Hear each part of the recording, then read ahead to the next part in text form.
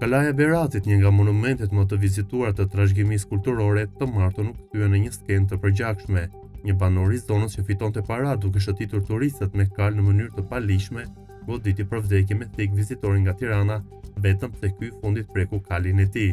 Autori Kristo Memaja, 63 vjeç, i njohur dhe me emrin ndryshuar Konstantin Hoxha, ka treguar se konflikti nisi pas një paralajmërimi që i bëri viktimës. I thash mos e prek kalin se është i acëruar sot, mund të reagoj keq, pra i më shahu dhe më ofendoj. Unë pa kontrollin mora thikën që e mbaja në samarin e kalit dhe e godita në gjaksetsi, ka deklaruar me emër në polici.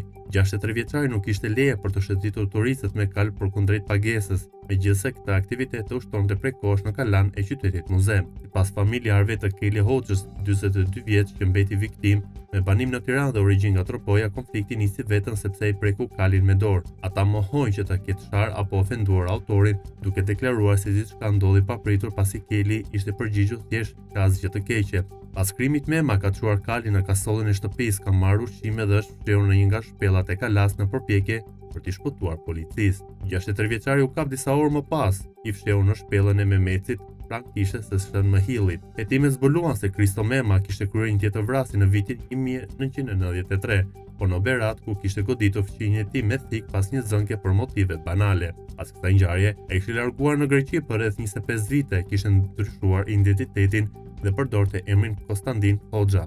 Për krimin e parë, ai nuk ka mbajtur asnjë ditë burg.